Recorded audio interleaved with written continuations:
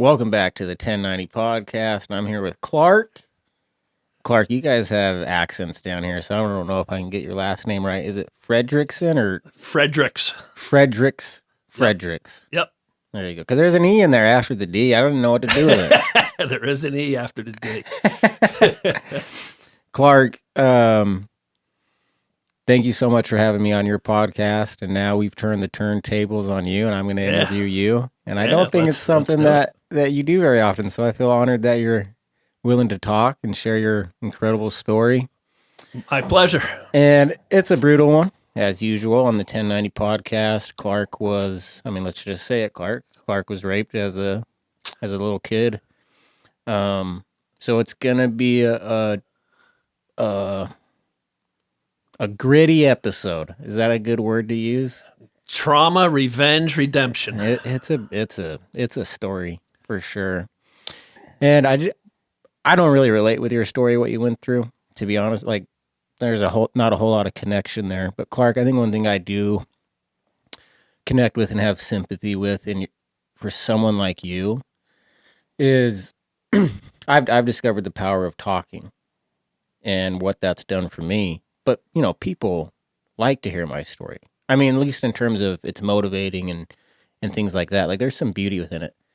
But people like you, and what Seth have been through, you guys I just have a lot of sympathy because no one wants to hear this. Not even the good guys. There's nowhere for you to go where you really need to talk about this. And you need to talk about the details. And I get it, sometimes your stomach drops and it's just gross and it's terrible, but these people need to talk about it because it helps them. So that is something that I do sympathize for you guys. I'm so proud of you, and I look up to you a lot for talking about one of the hardest things to talk about, especially being a man. So thank you. And pleasure. Should be a good podcast today.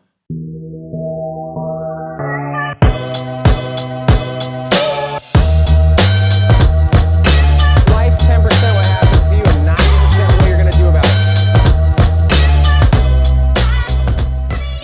Welcome back to the 1090 podcast. I'm here with Clark. Fredericks. You keep wanting to call me Frederickson. I didn't know what to do with the E after the D. Leave me alone. I got to catch a flight. We only have an hour. You got a story. Where do you want to start with this thing? Oh, let's see. June 14th, 2012. I awake and I open my eyes to a blinding light, and I look around, and instead of painted sheetrock in my bedroom, I'm surrounded by concrete bricks. Instead of big bay windows in my bedroom, I got a little 4-inch sliver window. Instead of nice plush carpeting in my bedroom, I look down and there's hairballs the size of tumbleweeds on the floor of peeled up linoleum. And then I notice a camera in the corner of the room pointed at me. And it's just like a wave slowly rolling to shore where everything's like the brain's starting to click things back into place. And then I see I'm dressed in a one-piece orange jumpsuit. And I'm like, oh my gosh, I'm in the county jail. And little did I know it at the time, but I was in a suicide cell at the county jail. Now, to find out why I'm in this suicide cell at the county jail, we have to go back one day earlier, June the 13th, 2012. That day, I did wake up in my own bedroom. And when I opened my eyes, I knew instantly the hell I just put my life in. I dug my fingers into my skull and I said, "You fucking idiot. What the fuck have you done? You just flushed your life away, dude." And I was so polluted with drugs and alcohol at that period, my mind said, if we can just get some drugs and alcohol in our system, we can figure this thing out. And like a lunatic, I call out to my empty bedroom, "I agree." So I get up, I dump a whole bunch of Xanax into my hand, I swallow them down. I go out to the kitchen to pour a glass of wine. and I poured a glass of wine, and I look out my kitchen window, and my street has 12 to 20 cop cars parked on it. My house is being surrounded by armed state troopers of the New Jersey police. And I'm just like, you gotta be friggin' kidding me already? How could they be here already? And I'm like, shit. And I chug that glass of wine, and I pour a second glass, and I have a slider in the back of the house, and I go to the back slider, and I look out, and there's cops behind my shed, guns drawn, cop behind a tree, and I'm like, fuck. And I take a gulp of that wine, and I hear out of a loudspeaker, Mr. Fredericks, come out of your house with your hands up. And I'm like, and my stomach just drops to the ground. You know, that feeling of life is over. I'm done. I'm done. My life is completely done. And I chugged the rest of that wine. And as I'm walking to my front door, I call out to God, who I had nothing to do with through my whole adult life up to that point. I said, God, let one of these cops have an itchy trigger finger and put me out of my misery when I step out. I forfeit the rest of my life. I just want to be done with this pain. I step out onto my front porch. I put my hands out. I tilt my head back, and I'm just waiting for the sound of a gun. I just want to be dead. And instead, they order me down into my front lawn. I'm spread-eagled, handcuffed, and taken away to the state police barracks.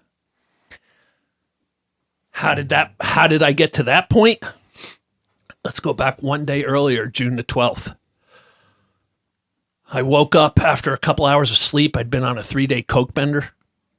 I woke up. I had a huge line of coke on my dresser. Before I even went to the bathroom, I did that line.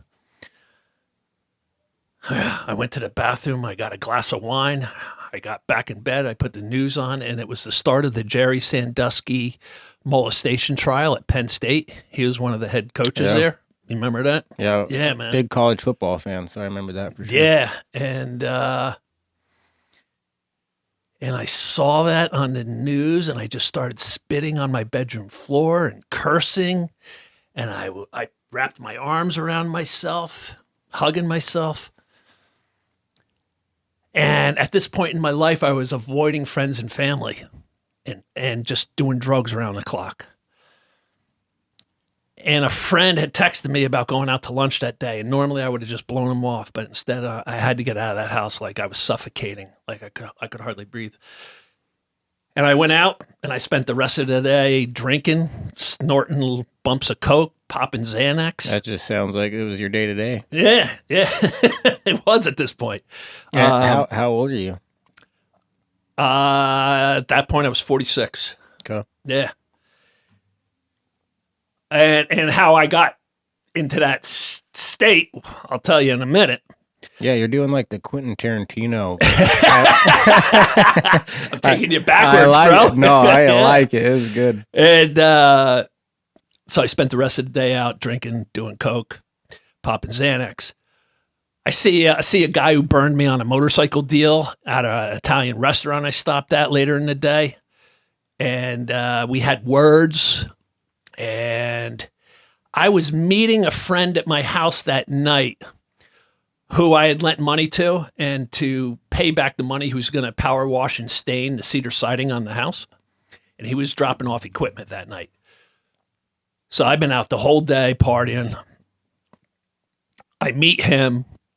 He knew all about the motorcycle deal that went bad. And I told him, how I saw this guy. We're having a glass of red wine at my kitchen table. And he says to me, that guy's got to be number one on your hit list. And before I could stop the words coming out of my mouth, I tell him, that guy's actually number two. The piece of shit who raped me as a child is number one. And that's the first time in 30 plus years I ever let those words out of my mouth. I guarded that. I guarded that secret like it was, a pot full of gold.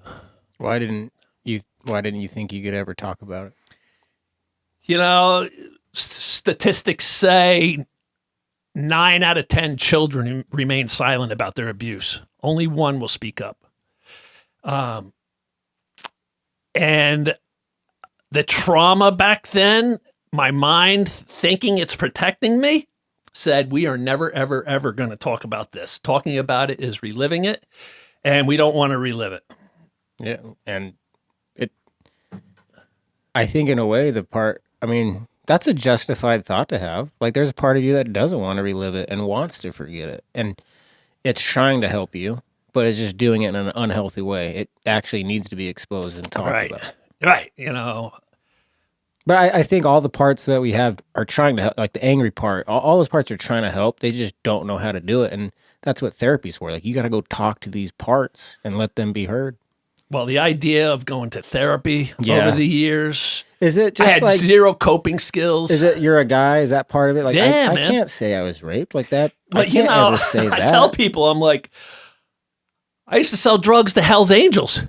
I'm running with bikers doing cocaine, in strip bars, so like we're supposed to pull up on our Harleys into the parking lot of a strip bar, get off, reach into my pocket, get a bag out, do a couple key hits of coke, clean my nose, and as we turn to walk into the bar, be like, hey, guys, by the way, I was raped by my Boy Scout leader when I was a kid. Now, let's go give the strippers dollars. Come on.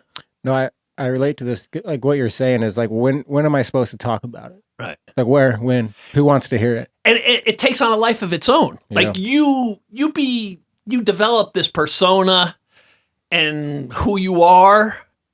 And this is like shatters who you are. Yeah. I'm like this cool, outgoing womanizer, party animal, biker. And I'm just supposed to now come out and say, I'm the abused young kid who's never healed. It just never seemed like the right time. Yeah. And it only got worse as the longer you let it drag on without breaking that silence, it just snowballs and it takes on a life of its own. The analogy of buffalo and cows that I love, I don't know if you ever heard of it, but when a storm's coming, buffalo and cows both have the opportunity to sense the storm. And they both react to it very differently. The cows try to run away from it and outrun it, and they never can. The storm catches them, and then they're tired. And they don't stop running. They keep running with the storm. So they're in it way longer. And the buffalo has the mentality of like, look, there's no avoiding this. It's going to get us. So let's fucking charge right into this thing, and we'll bring it on. And that's the shift I had to make is I was a cow for so long after the accident. And then I had to learn to be the buffalo and be like, hey, like this storm's actually never going to go away. So if I can head into it, I can actually find the good parts that the storm gives me instead of just trying to outrun it and only get the shitty parts of it. Right. Yeah. And I think that was, you're a cow. Like you've been a cow for. I was running my whole life, man. Like I feel like I've had the most exhausting life, just constantly on the go, running. Like practicing mindfulness. If Mason had come up to me outside of a strip bar and said, Clark, you really need to practice mindfulness. Clark, or if I said, Clark, life's 10% what happens to you, 90%. You would have punched me right in the fucking face. I would have backhanded you right across the face. I hang out with the Hells Angels. Fuck you. So like I could never sit quietly. Meditation. Did you know that was why, or did you not? Didn't even put two and two together. That's often the case. Like we don't even know that that's what's eating us up. No, my first therapist said, in your 20s, my first therapist in prison, by the way, we'll get to that, but I got therapy for the first time in prison, and my therapist said, in your 20s and 30s, did you equate how you were living to your abuser, Dennis Pegg? And I sat for a second and I'm like, no. Like I never said, oh, I'm doing this because of the abuse. I'm doing that because of the abuse. I'm just thinking I'm a wild man. Yeah. But I was a wild man for a reason. I just didn't put the pieces together. No, that's I think that's a very important thing to say because that's how trauma works. Like we don't, and again, by not talking about it and avoiding it, we might think we forgot it or it went away, but that's just not how it works. Like it can unconsciously get us to act and behave in many ways we don't want to. Right. And I'll get to why at this point in my 40s it finally manifested into destruction. So June the 12th, my friend says, is that guy number one on your hit list? And I say, no, he's number two. The piece of shit who raped me as a kid is number one. he asked me some questions. Who was he? What happened? Where does he live? And I'm like, it's been 30 years, bro. He used to live 2 miles from here. And whichever one of us came up with the idea, let's go confront the piece of garbage. I'd been on a 3-day bender of coke and not slept in 72 hours, fell asleep for 2 hours, and then started right back up again. So I don't know. Yeah, the drugs, you've lost all control of your emotions. Yeah. It's like you can't control yourself at this point. Like whatever emotion's in charge, like that's what we're doing.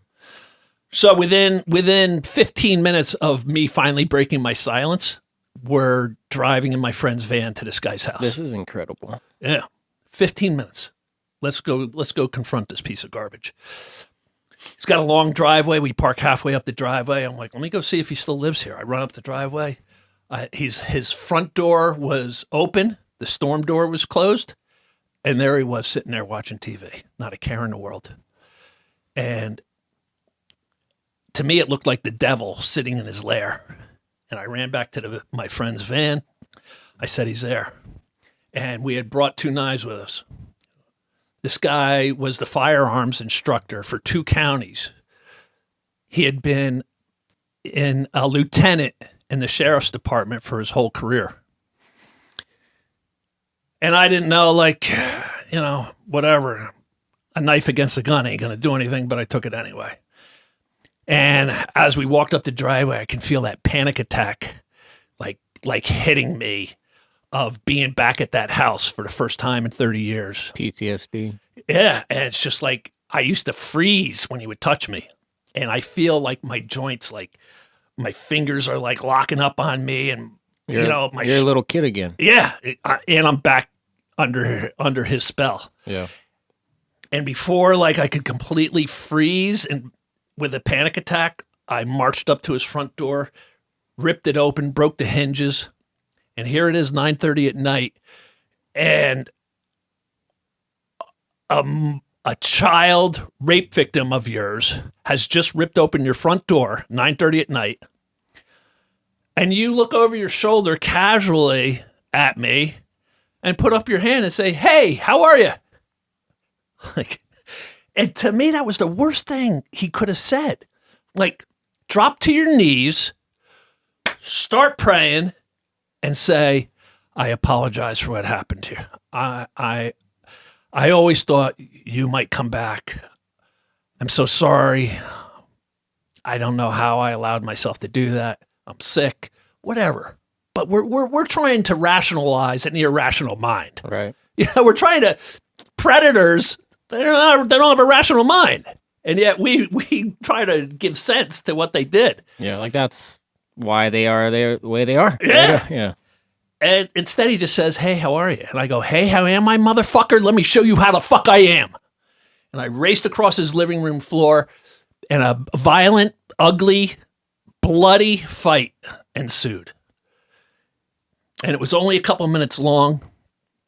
At one point, he slugged me squarely across this, and we're talking about a 6'3", 265-pound guy. Yes, he was retired at this point, but he had been a hulking, big giant of a man, and he was still a big giant of a man. And he squarely punches me, and as I'm falling back, I grab his shirt with my hand to keep myself from falling. And I scream, "You motherfucker." And I bring the knife down and I put it straight through my hand. And I sever all the ligaments and tendons in it. The fight continues on. At one point, he slips in the blood and falls down. And he's up against the wall. And I kneel down in front of him. I got eye-to-eye level with him. And I go, "It's not so fun raping little boys now, is it, Dennis?" And I slit his throat. And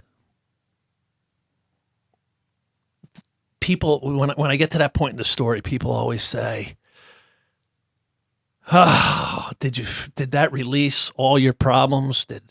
Did all your pain evaporate?" And, and I like to say you don't heal from trauma by adding a mountain more of trauma. You don't heal from abuse by now adding the trauma of murder on top of it. So the answer is an absolute no. All I did by killing him was stop a predator from ever hurting another kid. It didn't in any way heal me, though. I'm not addressing my pain. I'm just adding more pain to my pain. That's not how you heal. And you probably didn't know that about him till later. Like, you didn't know that what he did to other people. Yeah. Well, I know. We'll get to that, but yeah. no, but I knew. Saying, like, in that moment where you did this, you didn't have that knowledge to help you deal with. You know what I'm saying? Like, you didn't really know the extent of how truly evil this guy was yet. Or am I messing that up? Yeah, no, I did. I did have an inkling. I had an older brother, 6 years older than me, and a next door neighbor who was 6 years older than me, and he and my brother were best friends, joined at the hip. And when I say next door neighbor, he lived 50 feet across from us on the street. Mm-hmm. And we were all joined together, always at each other's houses. He had the basketball court in his driveway, so I was always over there playing basketball as a young kid. We had the big backyard with the horseshoe pits and, parties, and he would always be over at our house. And he and my older brother were in the Scouts ahead of me, 6 years ahead of me in the Scouts. At 23, my next door neighbor put a shotgun in his mouth and blew his head off. And as part of my grooming, this guy would tell me, things about my brother and Jeff, like that he used to wrestle them. So let's wrestle. And then he would wrestle me with a hard on.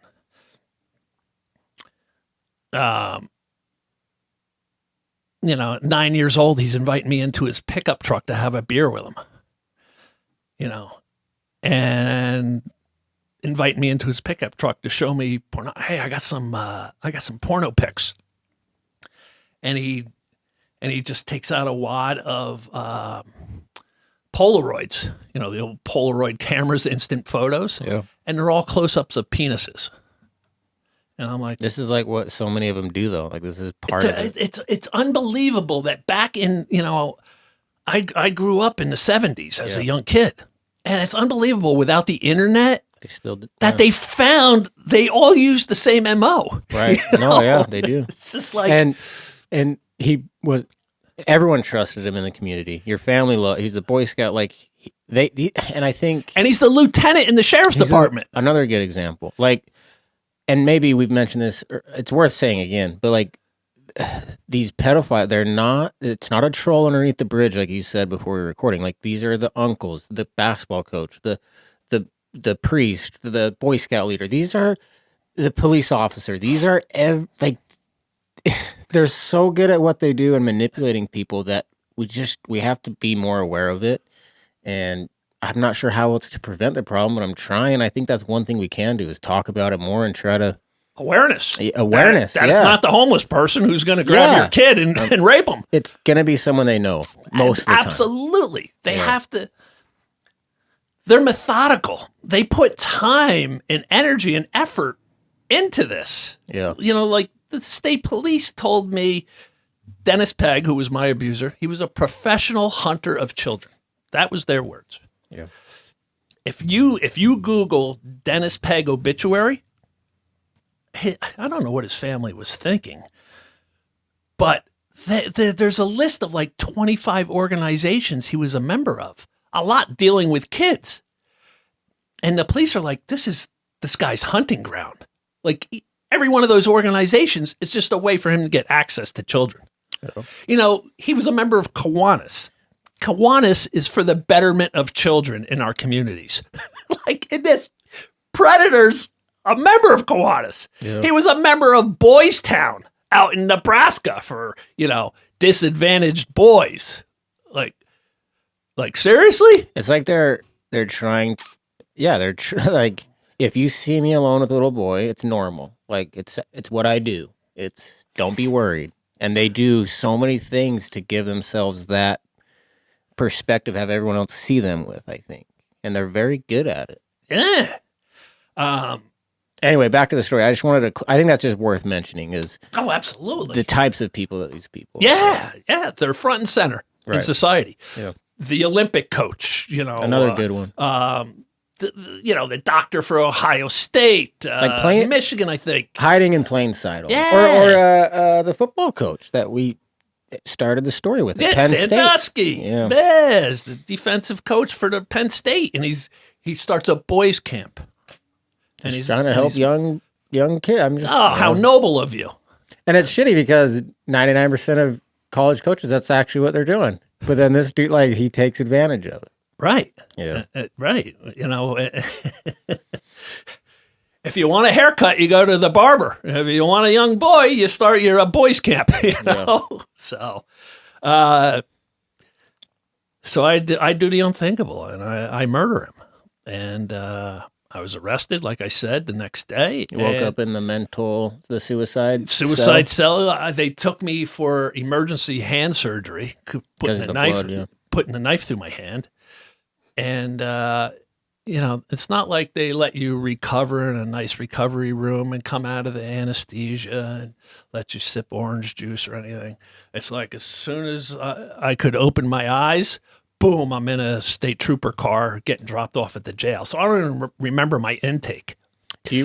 How much of you described the fight you had with them, so I know you remember some of it, but how much, like, you're just kind of drunk and high all the time, and then you wake up kind of hungover in the cell. Like, how long did it take you to be like, wow, what did I do? Like I said, I woke up that next morning. I knew instantly. You what knew I did. instantly. Yeah. Yeah. So, I get processed at the state police barracks. I meet this amazing lieutenant who was the head of the CSI team investigating, the crime. And, he said he looked at me and he didn't see a criminal. He saw a victim. And he apologized to me for never stopping this guy. He said he had heard rumors, but he goes, I can't just go around and arrest somebody on a rumor. He's like, we heard rumors he was gay. So are people just, our guys like bashing him because he's possibly gay and throwing the kid thing into the picture as well, just to really bash him. Right. He's like, without a victim coming forward, he goes, I couldn't do anything. But it's been 30 years too. So So he apologized. And, he did another amazing thing later on. I'm guessing that apology meant something to you because you're talking about it. Well, at first, it felt really good. He left the holding cell.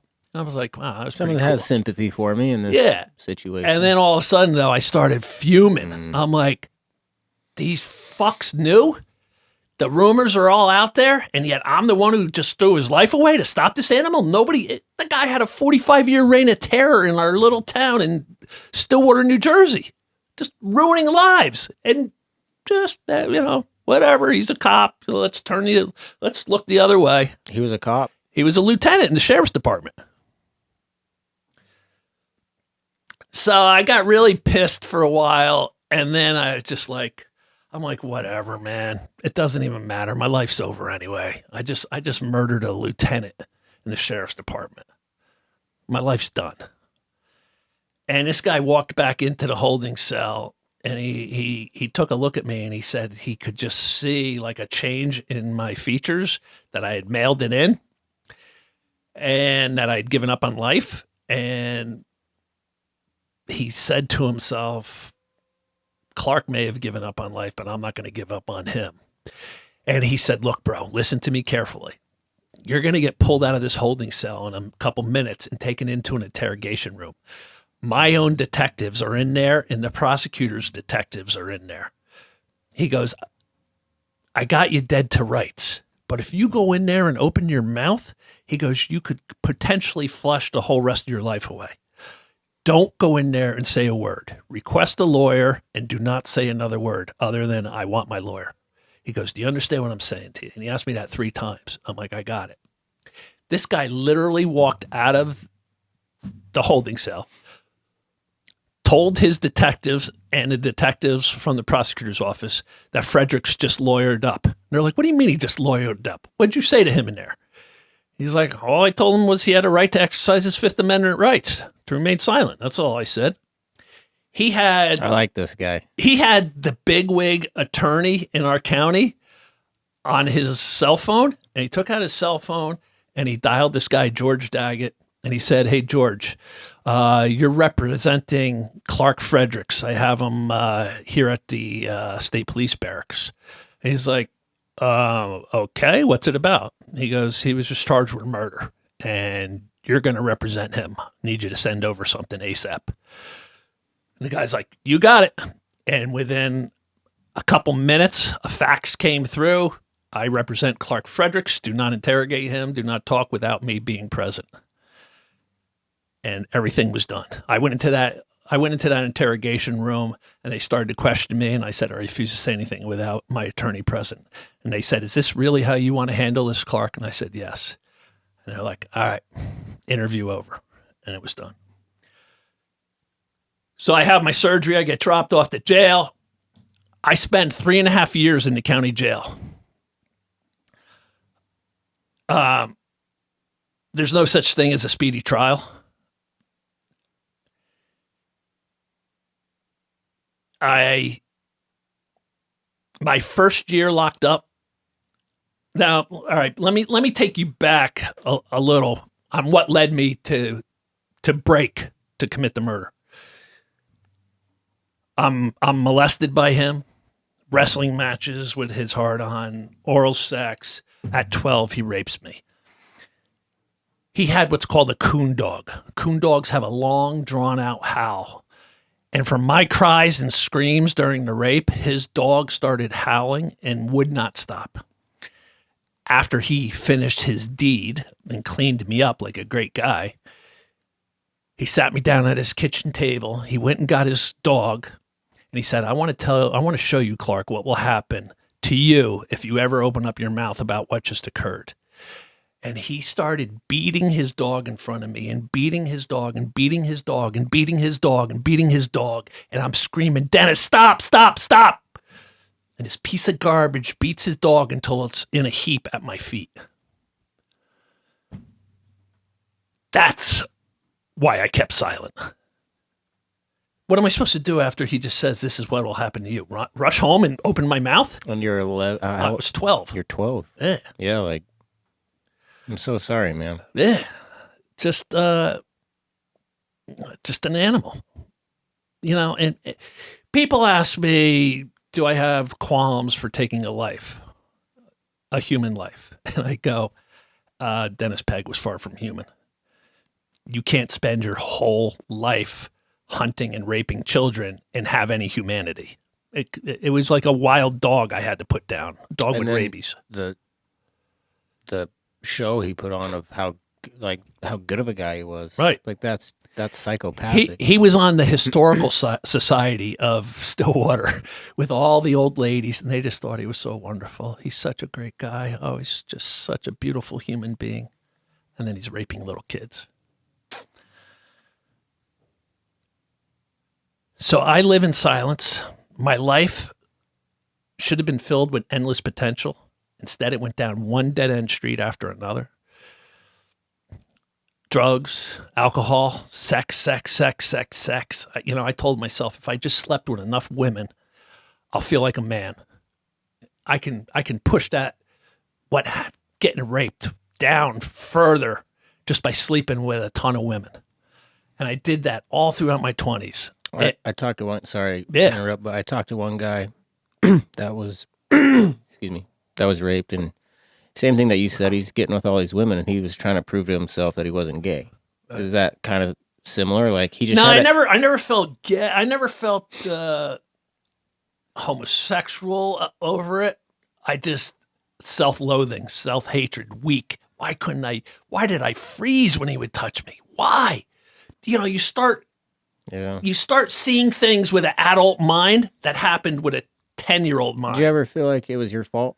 Yeah. I think that's a big thing. Of course. Kids. I think kids going through trauma, I think that's something that they really struggle with, is they feel like it's their fault. because they don't have the adult.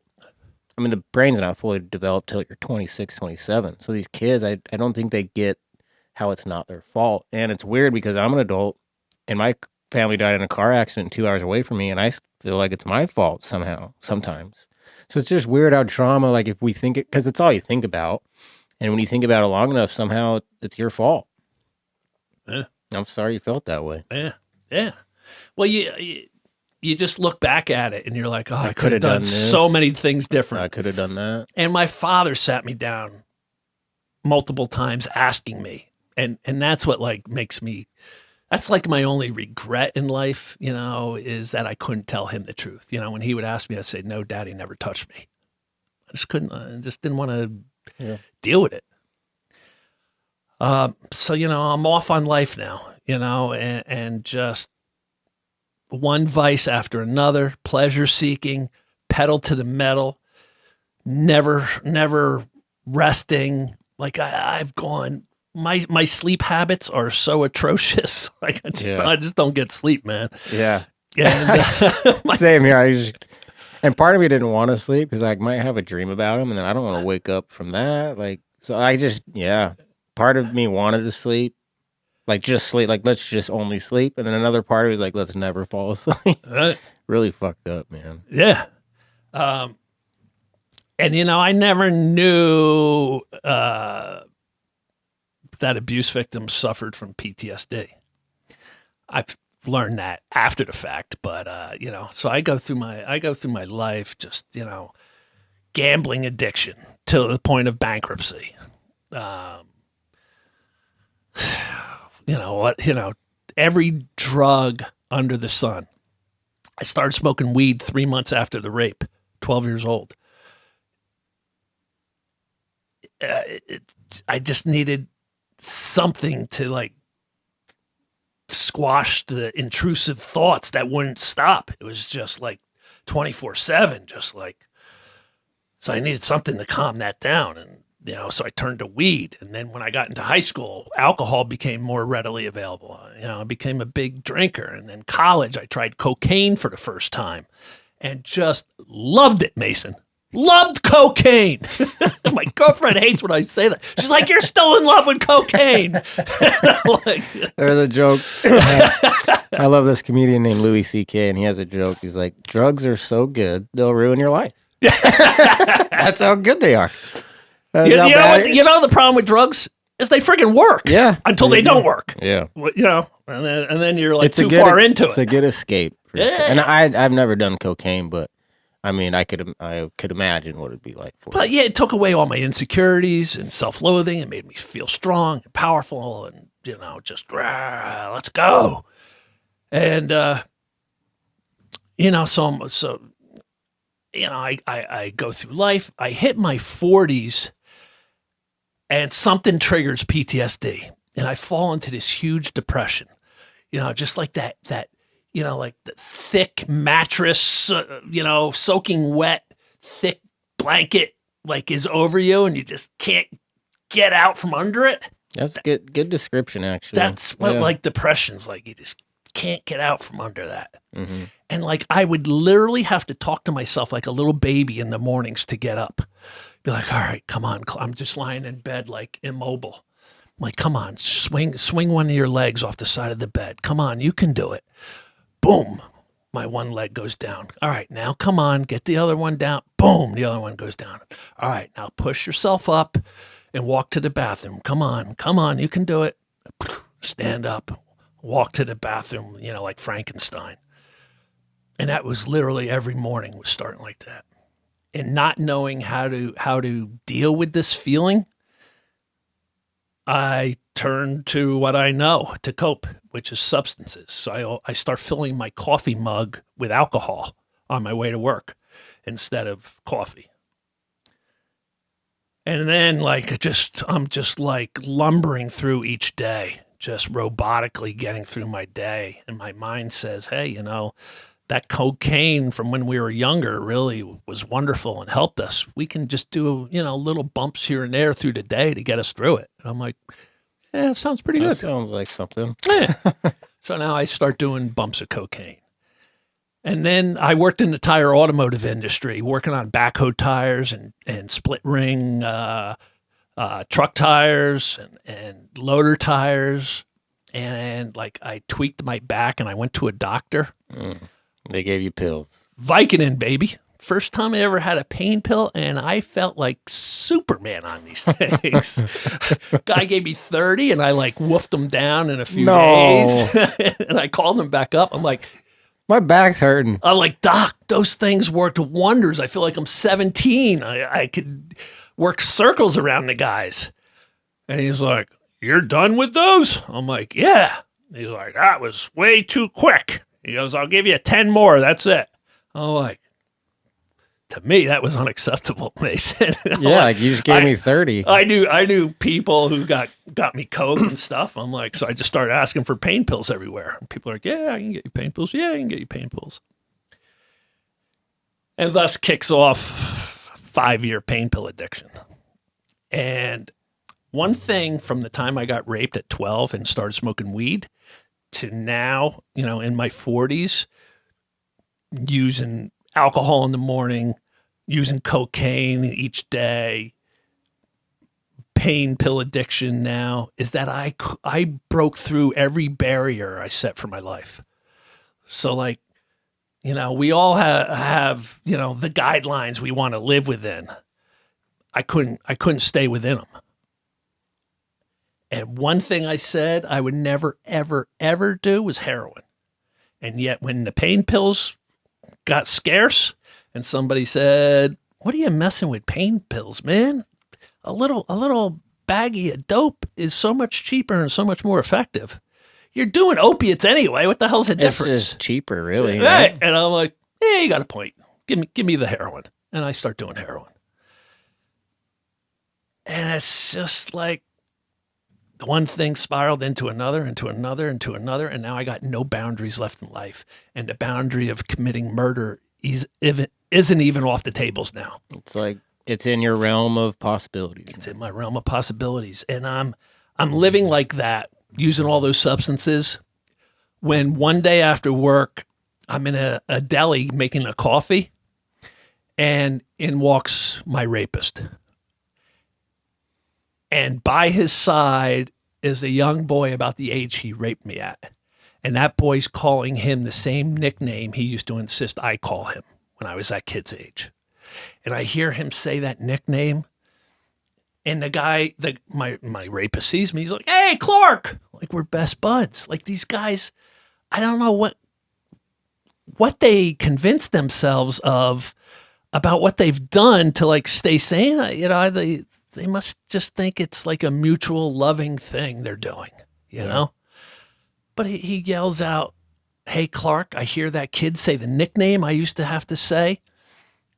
That panic attack, like I freeze, my breathing, like I can hardly catch my breath.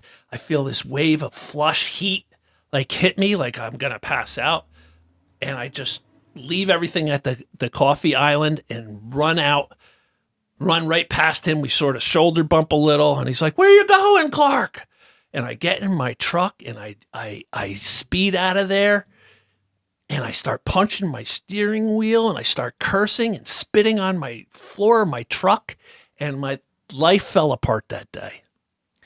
And I was in a family business, in the tire automotive business, and within a month's time, I could no longer did the alcohol in my coffee mug and the little bumps of Coke get me through the day. I couldn't do it anymore. And I walked out of the family-run business and never looked back. And now I've got nothing but free time.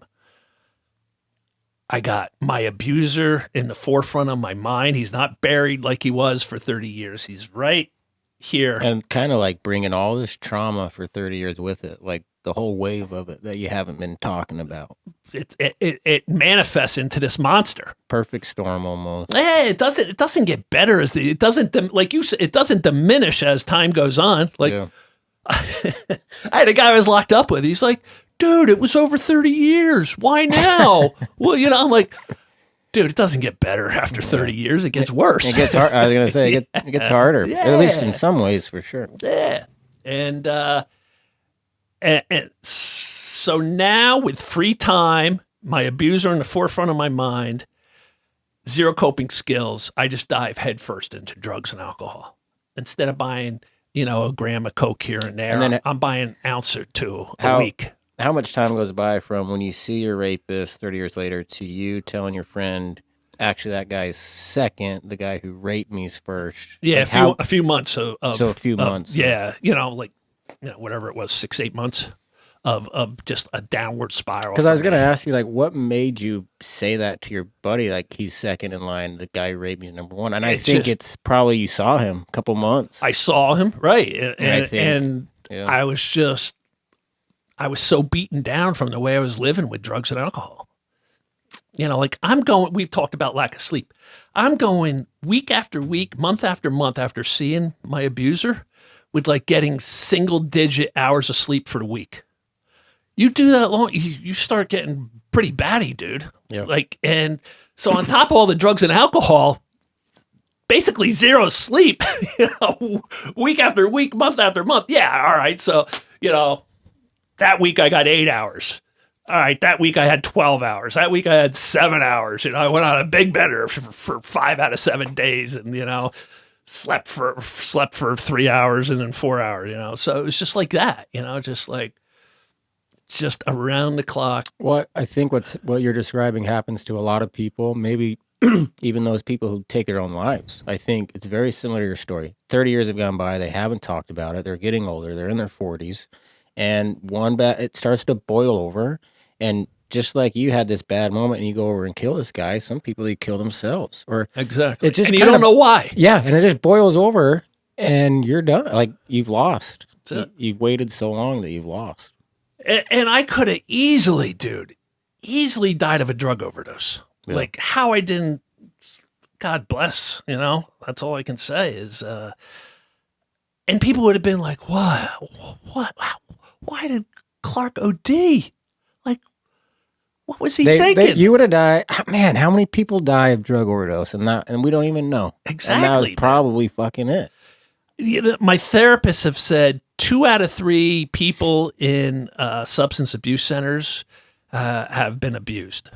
2 out of 3. Like and people seeking treatment for drug addiction or alcoholism. And they said the number's probably closer to 90, 95%. Yeah, because how many of them, it did happen to them and they're not saying it did. Right. Yeah. So that leads me into the murder. That leads me into being arrested. I get thrown in the county jail in a suicide cell. I'm in there for 3-4 weeks. And in the suicide cell? Yeah. Damn. I don't know if you've ever been in a suicide cell, Mason. It is downright hellish. Oh, you don't want to sit in a room and talk to your own thoughts while you're coming off drugs and alcohol? That doesn't sound fun to you? Oh, my God, I was hallucinating my balls off. And then they put you in this room that they call, you should kill yourself. That's how fucked up you're your life in the kill is. yourself room, right? That's all you want to do. Like, I literally just wanted to kill myself. Yeah, they should call it like the get better room. Right? Instead of the suicide cell. You're in the you should kill yourself cell. Right. That's exactly what it is. You should do some self-help. Well, right. Thanks. Right. So from there, they moved me because I had a cast on from the surgery. They took me out of the suicide cell after 3 weeks or so and put me into an isolation cell by myself because they consider the cast a weapon. They wouldn't allow me in general population. So like 7 weeks in, I get put in general population. And my first year locked up was so miserable. Like my mind had complete control of me, either going to the past trauma or the murder or projecting towards life in prison. My molestation is front and center. Every time there's an article on me, I would be the front page news, and my sexual abuse would always be mentioned in the story. Oh, I'm sure it was a big story. He was the chief. Yeah, I'm sure it was big. Yeah, and I'm in the jail. He was a lieutenant in the sheriff's department, and he spent his career in the jail. So now I'm housed for his murder in the very jail he worked at. Not good. No. I thought at bare minimum I would get the beating of a lifetime. And one by one, like when I was in that suicide cell, guys, they have to do cell checks every half hour. And guys would come in and, be like, hey, man, I didn't know this guy. I didn't work with him. You're not going to have any problems from me. Just keep your mouth shut and let this play out.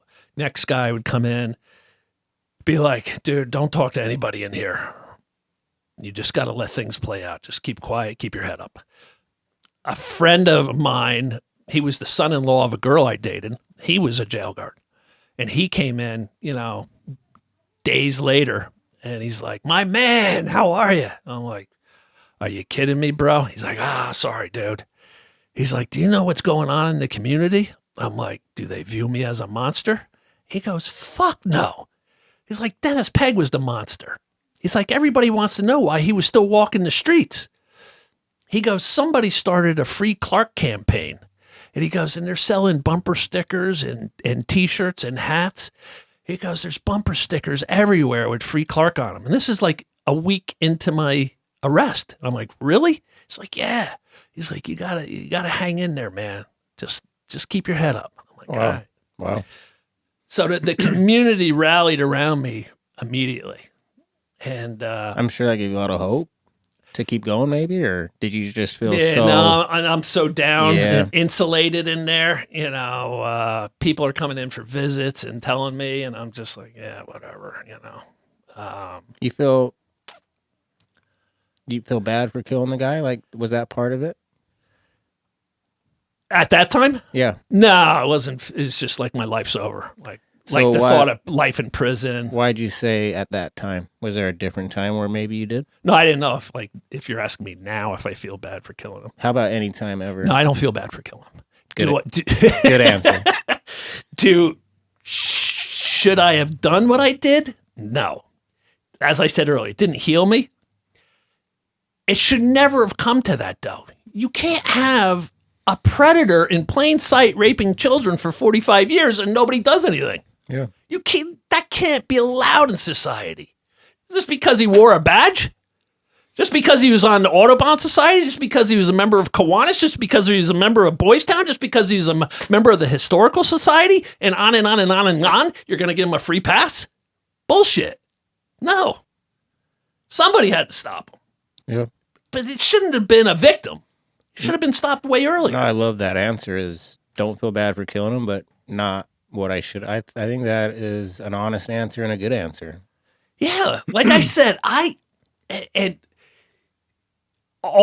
had two victims, and I questioned whether they were really victims. One male, one female saying, oh, what you did was wrong. You should never have done that. Every other victim, so that's why I don't think they're really victims. Every other victim says you did exactly what I've fantasized about doing. You did exactly what I want to do. Oh, I've dreamt of murdering my abuser. And I just say, look, had I healed, had I not been addicted to drugs and alcohol, I would never have done that. I allowed that pain to grow inside me, to manifest into this unbelievable monster of rage where I took law into my own hands. And what you do if you do that is you get thrown in prison facing a life sentence. And I was blessed to get a 5-year sentence.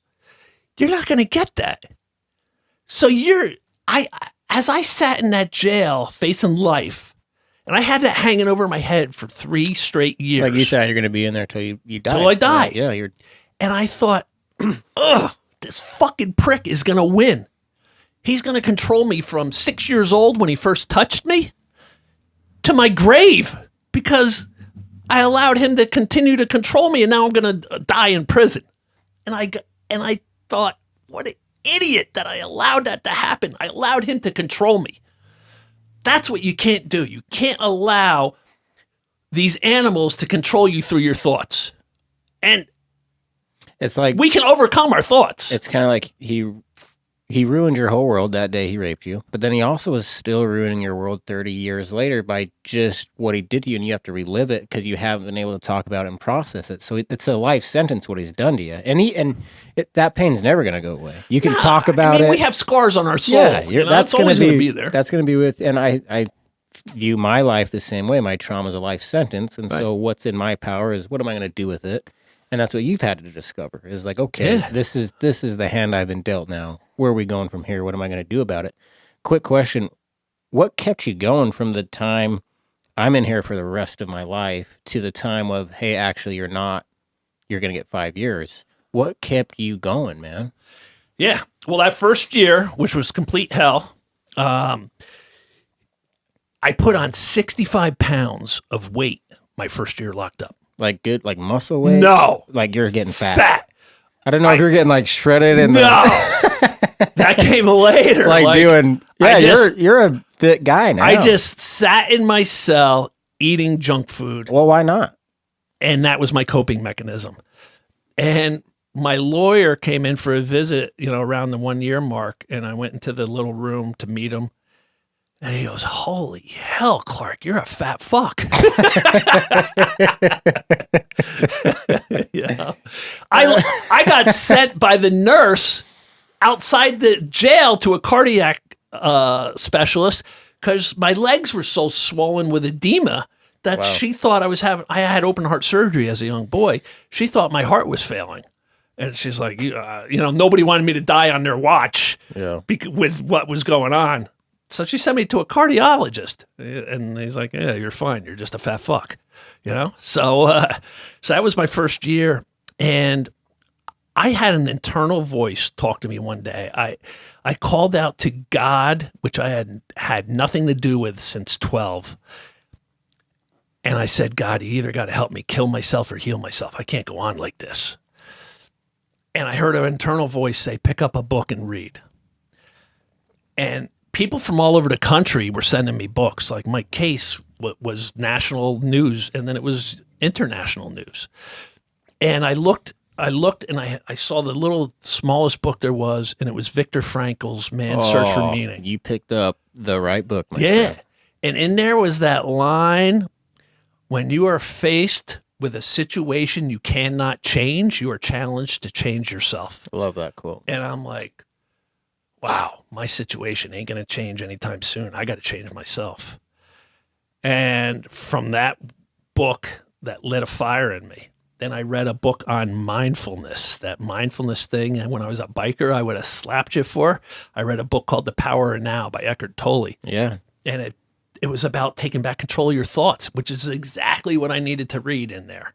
Take back control of my thoughts because they were tormenting me. You were like learning what you still had control over. These books were helping you see this is what I can still do. Yeah. Instead of just thinking of all the things I've thrown away and lost, you're starting to see like, okay, this is what's in my power. And that's what I decided to do, was to dive into reading. And over the next, I was locked up for 5 years. I read 500 plus books, and I would take one thing here and there and apply it to myself. Meditation, started meditating and doing yoga. And then I realized I had to work out. And when I started doing push-ups, I could do two push-ups because I was such a fat fuck. And by the time I was leaving prison, I was doing 1,000 a day. So you got to start somewhere. Anybody can start. If you're in the same boat and you can only do push-ups, 2 push-ups, I feel your pain. Stick with it. 5 years down the road, see how many you're doing. Yeah, it's like the walk of the journey of 1,000 miles starts with 1 step type of thing. Like you have to start with 2 push-ups. Yeah. And, I got blessed with a 5-year sentence. They gave me a plea deal of second-degree manslaughter, which I took. One thing that happened in there is I signed up for Bible study. And I had, disowned God at 12, like what good is belief in God? Because back then the minister in the Episcopal church I went to was like, God's a sovereign God. You do good things will happen to you. You step out of line, you incur God's wrath. So I'm like, what could I have done at 12 to incur this kind of wrath? Yeah, not a good combo. Yeah. To hear. And then the guy who came in to teach Bible study told us that first night, and he said he told it for me, is that we've all been given free will. And you can use your free will for evil or for good. And good things or bad things can happen when you interact with other people. He's like, we all want God to be that superhero that saves the plane crash or the car accident. Yeah. Or, the burning building. And if God doesn't do that, then we just discount, well, that means there's no God. But if God does that, then what's the sense of life? We're just puppets on a string.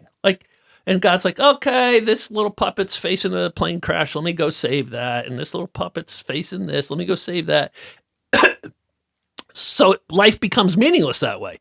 And this guy said that. And I was like, wow. And it all made sense to me. I'm like, free will. I never heard free will up until that point. Yeah, you're master of your fate. So I was like, and that took down the barrier that I had between God and me and allowed me to develop faith. And I get sent off to prison. I get in the Bible study there. I get to church there. I got into a Vipassana meditation course they offered in prison. First time in a New Jersey prison, they offered a meditation course. I get therapy. I get group therapy. I'm in group therapy with This is awesome. This is great. Yeah. All the things you need. Yeah. And I love your relationship with God, because for me, that's we is greater than me. Like, you have to believe in something bigger than yourself. Right. I mean, that's what they tell you in the AA meetings. That's the message, man. It's not about you, actually. There's other people, and you can help them. Right. And, the group therapy, I'm in there with Blood Gang members, Latin King Gang members, Muslims, black, white, brown. And we're all sharing our childhood trauma, and we're all crying, and we're all hugging. And that was the biggest healer for me, was to be in that group therapy class. I get out of prison, and I decided to become an advocate for overturning the New Jersey statute of limitations law for when you can sue your abusers. The old law, you had from age 18 to 20 to come forward to sue. So if you got raped at 12 like I did, I'm not coming forward at 18 to sue the Boy Scouts. All right. The new law we got passed takes that age up to 55. So now you have, because they say people usually don't talk about their abuse until the ages of 48 to 52. If they ever talk about it. If they ever do. Most. Right. Yeah.